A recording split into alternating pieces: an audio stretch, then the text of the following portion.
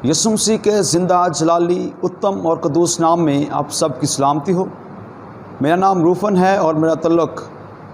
عیسیٰ نگری ناروال سے ہے۔ میں خداوند کا شکر گزار ہوں اس وقت کے لیے کہ جس نے مجھے موقع بخشا کہ میں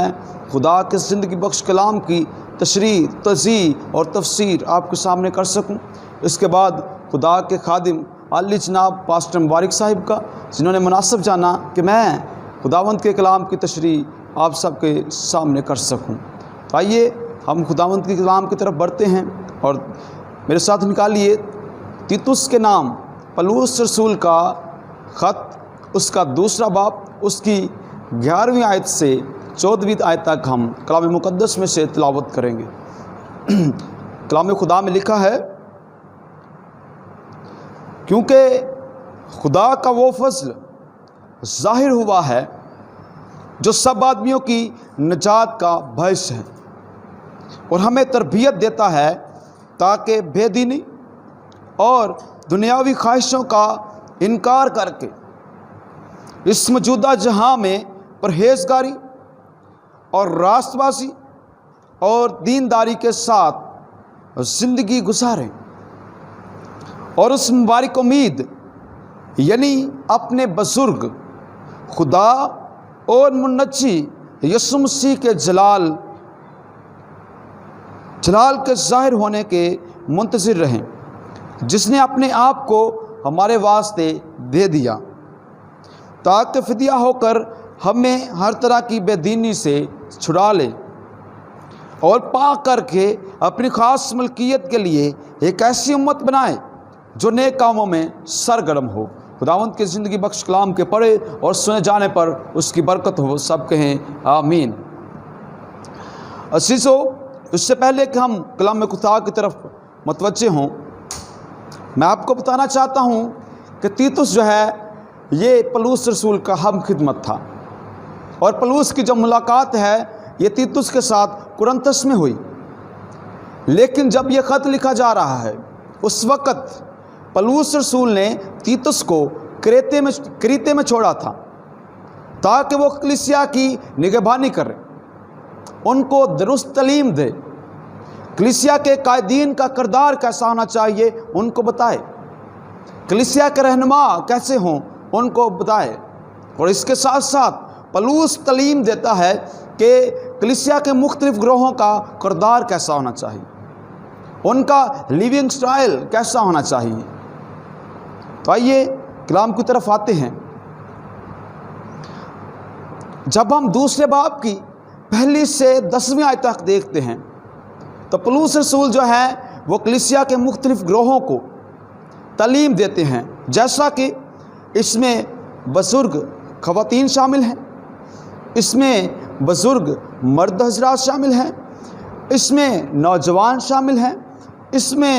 غلام شامل ہیں۔ پولس کلیسیا کے 4 گروہوں کو بیان کرتا ہے اور ان کو تعلیم دیتا ہے کہ ان کا کردار کیسا ہونا چاہیے، ان کا لیونگ سٹائل کیسا ہونا چاہیے، ان کا چال چلن کیسا ہونا چاہیے، اور پولس ٹھوس تعلیم دیتا ہے، ایسی تعلیم نہیں جو ہمیں کریتے کی کلیسیا میں نظر آ رہی ہے جو کہ سراسر غلط ہے،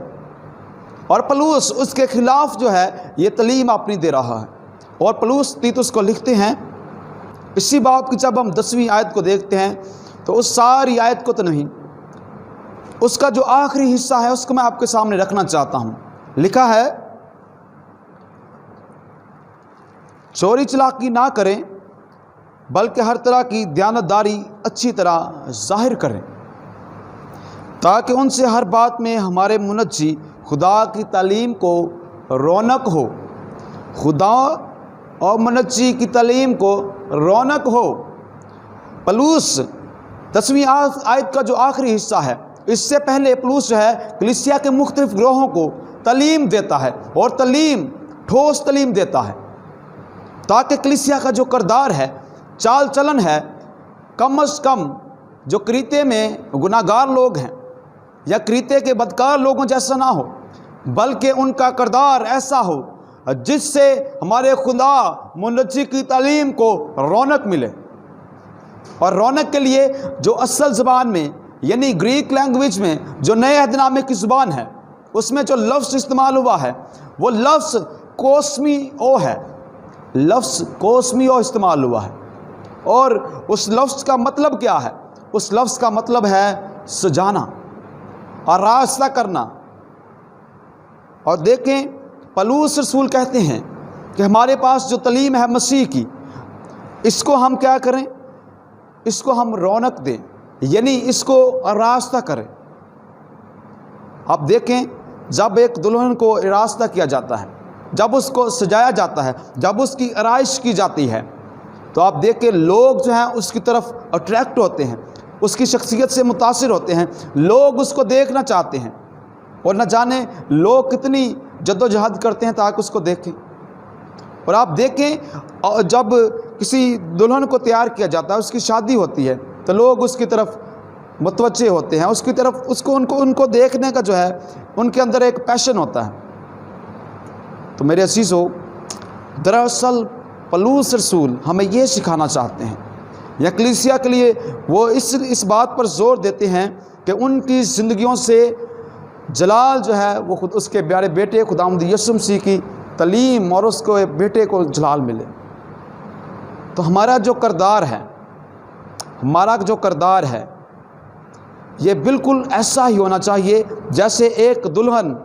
جب اپنے شادی والے دن کے لیے راستہ ہوتی ہے، تیار ہوتی ہے، تو ہمیں ہر روز جو ہے اسی طرح تیار ہونا ہے۔ اور تیار کیسے ہونا ہے؟ ہم نے مسیح کی تعلیم کو اپنے بدن میں، اپنے کردار میں لینا ہے،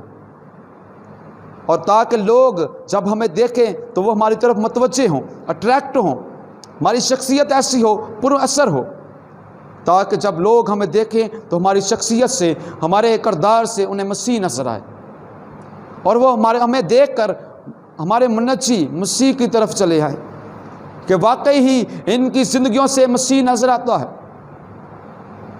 ان کے چال چلن سے واقعی ہی مسیح نظر آتا ہے، واقعی ہی انہوں نے مسیح کو پہن لیا ہے، واقعی ہی ان کی زندگیوں میں مسیح کا مزاج ہے۔ پھر جو ہمارا چال چلن ہے اس سے عزت اور جلال ہمارے خدا اور منجی کو ملے گا۔ آپ دیکھیں ایک خوبصورت مثال جو ہے اس تعلق سے میں آپ کے سامنے رکھنا چاہتا ہوں۔ ہندوستان کے جو ایک مشہور رہنما ہے مہاتما گاندھی، اس کا ایک مدعا رہا، جب وہ بائبل کو پڑھتا ہے، وہ بائبل کو بہت زیادہ پڑھنے والا شخص تھا، وہ کلام کا مطالعہ کرنے والا شخص تھا، تو کسی شخص نے اس سے کہا کہ تم مسیحی کیوں نہیں ہو جاتے، تم مسیح کو کیوں نہیں قبول کر لیتے؟ تو مہاتما گاندھی نے کہا کہ جب میں بائبل کو پڑھتا ہوں تو اس میں مسیح مجھے بہت اچھا نظر آتا ہے، اس کا کردار مجھے بہت اچھا نظر آتا ہے، لیکن جب میں مسیحیوں کو دیکھتا ہوں تو میں حیران ہوں کہ ان کی زندگیوں سے مسیح نظر نہیں آتا۔ ارے لوگ مسیح کو ہمارے کردار میں دیکھنا چاہتے ہیں، لوگ مسیح کو ہماری گفتگو، ہمارے کردار میں دیکھنا چاہتے ہیں۔ تو پولس رسول جب کلیسیا کو تعلیم دے رہا ہے، کلیسیا کے مختلف گروہ جب ان سے سامنے ہیں اور ان کو تعلیم دیتا ہے، تو وہ کہتا ہے کہ ان ساری باتوں پر عمل کرنے سے ہمارے خدا منجی کی تعلیم کو رونق ملے۔ تو میرے عزیزو، ہمیں صرف خدا کے کلام کو پڑھنا نہیں، ہمیں صرف اس کے کلام کی تعلیم نہیں پانی، بلکہ اس پر عمل بھی کرنا ہے، کیونکہ کلام میں لکھا ہے کہ ایمان سننے سے پیدا ہوتا ہے اور سننا مسیح کے کلام سے۔ لیکن اگر ایمان سننے سے پیدا ہوتا ہے تو اس کے ساتھ ہمیں یعقوب کی بات کو یاد رکھنا چاہیے، انہوں نے کہا کہ ایمان بغیر اعمال کے مردہ ہے۔ آئیے ہم آگے بڑھتے ہیں۔ 11ویں آیت میں لکھا ہے کیونکہ خدا کا وہ فضل ظاہر ہوا ہے۔ اب کیونکہ جو ہے یہ جملے کو شرطیہ بنا دیتا ہے۔ ہمیں نیک اعمال کس لیے کرنے ہیں، ہمیں کس لیے مسیح کو پہننا ہے، ہمیں کیوں مسیح کی مانند بننا ہے، ہمارا کردار کیوں مسیح کی طرح کا ہونا چاہیے، میرا مزاج کیوں مسیح کی طرح کا ہو۔ اس کی وجہ یہ ہے کیونکہ خدا کا وہ فضل ظاہر ہوا ہے، کیونکہ خدا کا وہ فضل ظاہر ہوا ہے،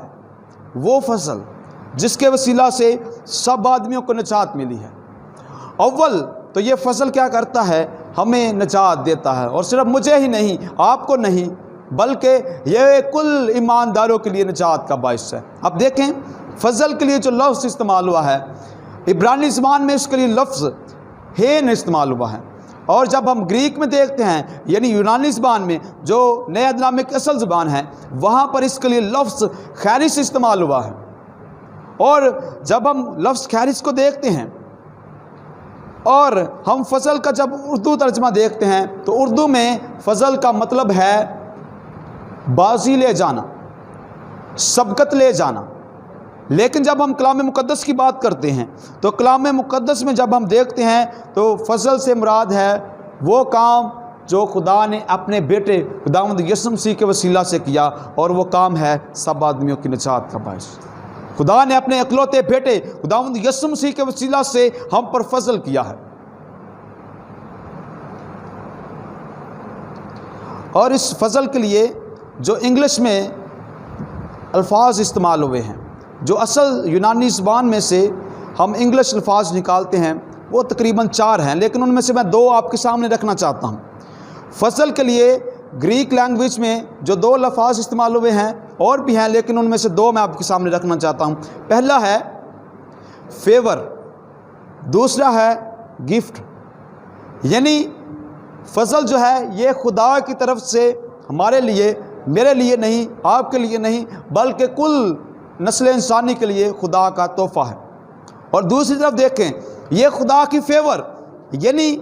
اس نے ہماری مدد کی ہے تاکہ ہم اس کے ساتھ رفاقت میں بحال ہو سکیں۔ اب دیکھیں لفظ گفٹ، اب دیکھیں جب ہمیں ہماری کسی سالگرہ کے موقع پہ یا کسی اور موقع پہ جو ہے، کسی اور پروگرام میں، ہماری شادی کے موقع پہ ہمیں کوئی گفٹ دیا جاتا ہے تو ہم اس کو بہت سنبھال کے رکھتے ہیں کہ یہ گفٹ ہے۔ ہمیں کوئی گھڑی مل جاتی ہے، اور گھڑی کا صرف مخصوص کام ہے کہ یہ ہمیں صرف وقت بتا سکتی ہے۔ ہمیں کوئی شرٹ ملی ہے، ہم صرف اس کو پہن سکتے ہیں۔ لیکن میرے عزیزو، خدا نے جو اپنے فضل کے وسیلہ سے ہمیں تحفہ دیا ہے، اس نے جو ہماری مدد کی ہے، اور آپ دیکھیں کہ خدا کے فضل میں ہمیں ہر طرح کی برکات حاصل ہے۔ آپ کو نجات چاہیے، آپ کو شفا چاہیے، آپ کو بحالی چاہیے، آپ کو تندرستی چاہیے، یا کسی بھی طرح کی نعمت چاہیے، اس کے فضل میں ہمارے لیے وافر مقدار میں موجود ہے۔ اس نے ہماری مدد کی ہے۔ اب دیکھیں ہم اپنے نیک مال سے، اپنے اچھے نیک چال چلن سے، اپنے رویے سے، ہم اپنی ثقافتوں، قربانیاں چڑھانے سے پاک نہیں ہو سکتے تھے، ہم نجات نہیں پا سکتے تھے۔ لیکن خدا نے اپنے بیٹے یسوع مسیح کے وسیلہ سے ہم پر فضل کیا اور ہمیں مفت نجات دی ہے تاکہ ہم اس کے ساتھ رفاقت میں بحال ہو سکیں۔ اس نے ہماری مدد کی ہے۔ عزیزو، فضل کے تعلق سے چند ایک باتیں جو ہے جن پہ ہم غور کر رہے ہیں، یہ پولس رسول کے نزدیک ہے کہ فضل کا ہماری زندگی میں کردار کیسا ہے،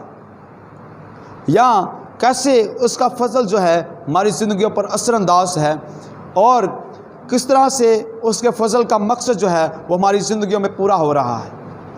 اس کے بعد پہلا کام جو فضل ہماری زندگیوں میں کرتا ہے وہ ہے نجات کا کام۔ آئیے آگے بڑھتے ہیں۔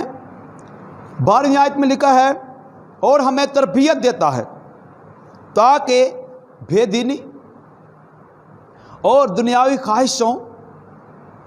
کا انکار کر کے اس موجودہ جہاں میں پرہیزگاری اور راست بازی اور دینداری کے ساتھ زندگی گزارے۔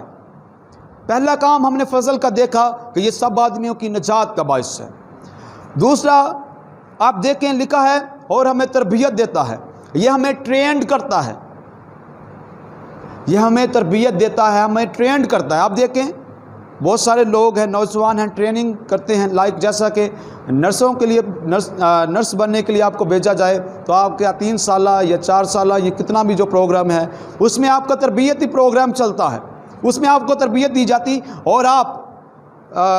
نرس بن کر واپس آ جاتے ہیں، آپ کو باقاعدہ طور پر سرٹیفکیٹ دیا جاتا ہے۔ لیکن جب فضل کی بات کرتے ہیں تو یہ ہمیں تربیت دیتا ہے، ہمیں ٹرینڈ کرتا ہے۔ کس لیے ٹرینڈ کرتا ہے؟ یہ اس لیے ٹرینڈ کرتا ہے، لکھا ہے تاکہ بے دینی اور دنیاوی خواہشوں کا انکار کر کے۔ اول تو یہ ہمیں تربیت دیتا ہے کہ ہم بے دینی یعنی ایسی باتیں جن کا تعلق دین سے نہیں ہے ان کا انکار کریں، اور اس کے ساتھ دنیاوی خواہشوں کا انکار کریں۔ میرے عزیزو، آپ پہلا یوحنا اس کا 2 باب اس کی 15ویں آیت سے 17ویں آیت کا مطالعہ کیجیے کہ دنیا کی خواہشات ہے کیا۔ یہ ایک قسم گناہ کی ایک قسم ہے کہ دنیا ہمیں اپنی لذتوں میں جکڑنا چاہتی ہے تاکہ کہیں ہم مسیح کی مانند نہ بن جائیں۔ تو دنیا کی خواہشات جو ہیں ہمیں ان کا انکار کرنا فضل سکھاتا ہے، ہمیں تربیت دیتا ہے، ہمیں ٹرینڈ کرتا ہے تاکہ ہم بے دینی اور دنیاوی خواہشوں کا انکار کریں، ان سے پرہیز کریں، ان سے دور رہیں، ان سے کنارہ کریں۔ تو یہ صرف اور صرف خدا کا فضل جو ہے ہمیں تربیت دیتا ہے۔ لکھا ہے کہ دنیاوی خواہشوں کا انکار کریں، کیونکہ دنیاوی خواہشات کا منبع ابلیس ہے۔ جب آپ یوحنا کا پہلا خط اس کا 2 باب اس کی 15ویں سے 17ویں آیت کو دیکھیں گے تو آپ کو پتہ چلے گا کہ یہ خواہشات جو ہیں دنیا کی خواہشات ہیں، یہ خدا باپ کی طرف سے نہیں بلکہ اس دنیا کی طرف سے یعنی ابلیس کی طرف سے ہیں، جو اس دنیا کا خدا ہے۔ ابلیس ان کا منبع ہے۔ تو ہمیں ہر طرح کی بے دینی میں جو الجھاتا ہے، ہمیں جو دنیاوی خواہشات دنیا کی خواہشات میں الجھاتا ہے، وہ ابلیس ہے، وہ مکار ہے، وہ شریر ہے۔ تو فضل ہمیں سکھاتا ہے، ہماری تربیت کرتا ہے کہ ہم ان کا انکار کریں اور ایک ایسی زندگی بسر کریں خواہشات کا انکار کر کے اس موجودہ جہاں میں یہ جو ہماری مسافرت کا زمانہ ہے، جتنا ہمارا زمانہ اس دنیا میں ہے یہ مسافرت کا زمانہ ہے۔ تو فضل ہماری تربیت کرتا ہے کہ ہم کس طرح ان خواہشات کا انکار کر کے، بے دینی کی طرف جو ہمیں باتیں لے کر جاتے ہیں ان کا انکار کر کے کیسے پرہیزگاری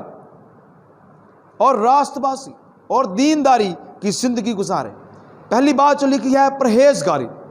پرہیزگاری کے لیے جو گریک لفظ استعمال ہوا ہے، اصل زبان دے وچ جڑا لفظ استعمال ہوا ہے وہ دا مطلب ہے وہ تو مراد ایسا شخص ہے جڑا شخص اپنے بدن تے اپنی روح تے غالب ہے، یعنی اس کا اختیار حکومت جو ہے اپنی روح اور بدن پر ہے۔ تو خدا نے دیکھے ہمیں آزاد مرضی پر پیدا کیا ہے، اس نے ہمیں یہ نہیں کہا کہ صرف تم نے یہی کام کرنے ہیں تو پھر زندہ رہو گے، یا صرف یہ، بلکہ اس نے ہمیں آزاد مرضی دی ہے۔ اور اب دیکھیں کہ جو لفظ جس کو میں نے بیان کیا کہ پرہیزگاری کے لیے جو لفظ استعمال ہوا ہے اصل زبان میں، اس کا مطلب ہے اپنے ایسا شخص جو اپنے بدن اور روح پر اختیار حکومت رکھتا ہے۔ ہمارے پاس آزاد مرضی ہے۔ اس کا دوسرا مطلب جو میں آپ کے سامنے رکھنا چاہتا ہوں وہ یہ ہے ضبط نفس، یعنی ایسا شخص جو اپنے نفس پر ضبط کرتا ہے، غالب ہے، اس شخص کی بات ہو رہی ہے۔ تو فضل ہمیں سکھاتا ہے کہ ہم نہ صرف اپنے نفس پر ضبط ہوں بلکہ اس کے ساتھ ساتھ جب ہمارا اختیار حکومت اپنے روح پر بھی ہے تو ہم روحانی طور پر بھی اپنے آپ کو سنواریں، روحانی طور پر بھی اپنا کردار جو ہے مسیح کی مانند بنائیں، نہ صرف اپنے بدن کو کنٹرول میں رکھیں بلکہ اپنی روح کو بھی کنٹرول میں رکھیں، اور خدا کی مرضی کے اندر رہتے ہوئے، خدا کے پاک روح کی رہنمائی کے انڈر رہتے ہوئے یہ سب کام ہم کریں۔ آگے لکھا ہے اور راست بازی سے مراد وہ کام ہے جو ہم خدا کی مرضی، روح اور آئین کے مطابق کرتے ہیں۔ راست بازی سے کیا مراد ہے؟ ایسی زندگی، راستے کی زندگی ایسی زندگی ہے جس میں ہم خدا باپ کی مرضی، اس کے روح القدس کی مرضی اور اس کے آئین پر جو ہے عمل کرتے ہیں، یعنی ہمارا جو چال چلن ہے یہ خدا کی مرضی کے مطابق ہونا چاہیے۔ تو فضل ہمیں یہ سکھاتا ہے کہ ہمارا کردار، ہمارا چال چلن، ہمارا اٹھنا بیٹھنا، ہمارا چلنا، یہ سب کچھ مسیح جیسا ہونا چاہیے، خدا کی مرضی کے مطابق ہونا چاہیے، تاکہ ہمارے چال چلن سے، ہمارے اٹھنے بیٹھنے سے، ہماری گفتگو، ہمارے چال چلن سے سارا عزت اور جلال ہمارے منجی اور خدا کو ملے۔ یہ فضل ہمیں سکھانا چاہتا ہے۔ آئیے آگے بڑھتے ہیں۔ تیسرے نمبر پر ہے دینداری کے ساتھ زندگی گزارے۔ دینداری کا جو اگر ہم سمپل اردو ترجمہ کریں تو اس سے مراد ہے دین کے مطابق زندگی بسر کریں، مسیحی دین کے مطابق زندگی بسر کریں۔ لیکن جب ہم اس کو اصل زبان میں دیکھتے ہیں، گریک لینگویج میں دیکھتے ہیں، نئے عہد نامے کی جو جڑی اصلی زبان ہے پنجابی چ دسنا، نویں عہد نامے دی جڑی اصلی زبان ہے یعنی یونانی لینگویج، وہ جدو اسی وینے ہاں تو دینداری واسطے جڑا لفظ استعمال ہوا ہے اس سے مراد ہے ایسے کام، اس سے مراد ہے ایسے کام جو مسیح کے ہم میں سکونت کرنے سے ہماری زندگی سے ابھرتے ہیں، ہماری زندگی سے نظر آتے ہیں۔ یعنی مسیح کے ہم میں سکونت کرنے سے جب ہم مسیح کو قبول کر لیتے ہیں تو وہ کام جو ہماری زندگی سے نظر آتے ہیں وہ ہے دینداری۔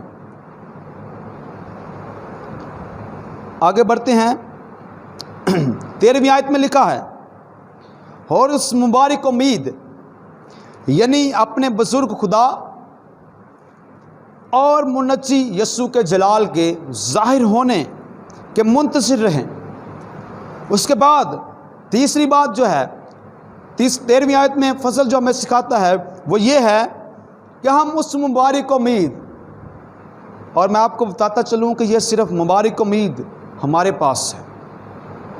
یہ مبارک امید صرف ہمارے پاس ہے کیونکہ ہم نے اس کے فضل کو ایمان سے قبول کیا ہے، ہم اس کے فضل پر ایمان لے آئے ہیں۔ تو جو کوئی اس کے فضل پر ایمان لے آتا ہے تو یہ فضل اس کے لیے فائدہ مند ہے، پھر وہ اس فضل سے پورا فائدہ اٹھا سکتا ہے۔ اور آپ دیکھیں کہ یہ فضل کو جب ہم نے قبول کیا تو ہمارے پاس امید ہے کہ مسیح جب پھر آئے گا تو ہمیں بھی اپنے ساتھ لے کر جائے گا، اور ہم ہوا میں اڑ کر اس کا استقبال کریں گے اور اس کے ساتھ باپ کے گھر میں سکونت کریں گے۔ اور یہ مبارک امید ہے، اور مبارکلی جڑا لفظ استعمال ہوا ہے اصل زبان دے وچ وہ تو مراد ہے خوشحال امید، ایسی خوشی جو کبھی چھینی نہیں جا سکتی۔ تو یہ خوشی ہمیں حاصل ہے کیونکہ ہمارے پاس یہ امید ہے کہ جب مسیح آئے گا تو ہم اس کے ساتھ ہوا میں اڑ کر اس کا استقبال کریں گے، اس کے ساتھ جائیں گے، باپ کے گھر میں رہیں گے۔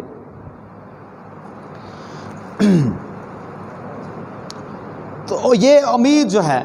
صرف اور صرف ہمارے پاس ہے کہ جب مسیح آئے گا ہم اس کے ساتھ سکونت کریں گے، کیونکہ ہمارا ایمان اس کے اکلوتے بیٹے یسوع مسیح پر ہے۔ آمین۔ آگے بڑھتے ہیں، 14ویں آیت میں لکھا ہے، جس نے اپنے آپ کو ہمارے واسطے دے دیا تاکہ فدیہ ہو کر ہمیں ہر طرح کی بے دینی سے چھڑا لے، اور پاک کر کے اپنی خاص ملکیت کے لیے ایک ایسی امت بنائے جو نیک کاموں میں سرگرم ہو۔ یسوع مسیح کے فدیہ دینے کا جو پرپس، جو مقصد ہمیں یہاں پر نظر آ رہا ہے وہ یہ ہے، لکھا ہے کہ اس نے ہمیں اپنے آپ کو فدیہ میں دیا کس لیے؟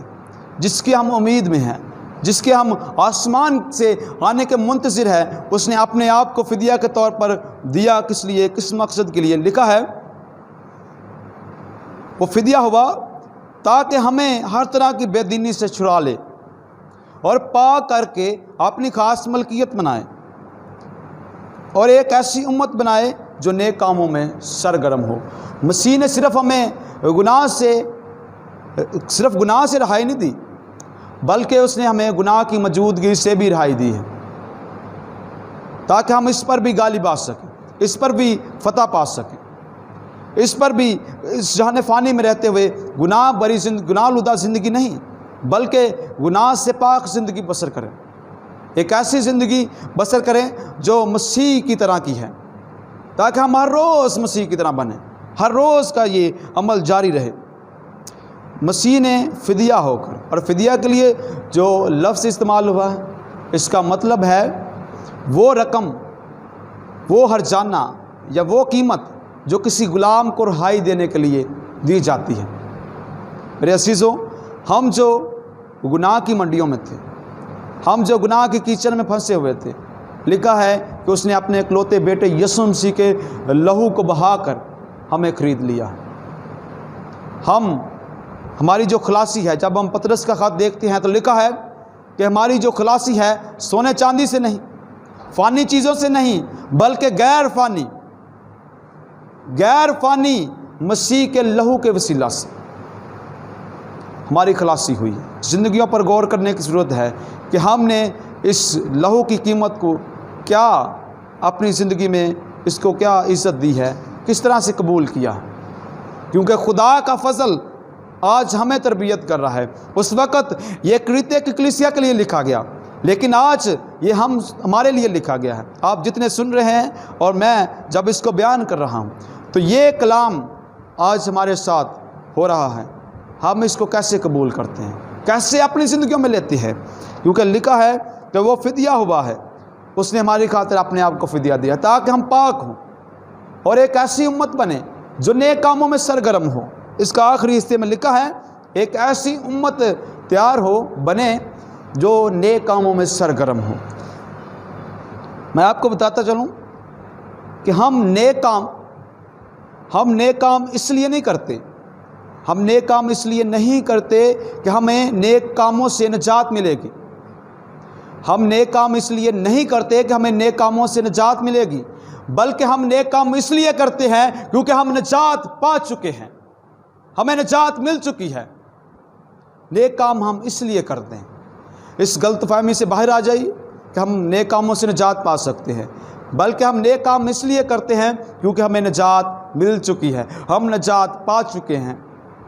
اور یہ نجات ہمیں کیسے ملی ہے؟ آئیے تیتوس ہی کا خط ہے، اس کا 3 باب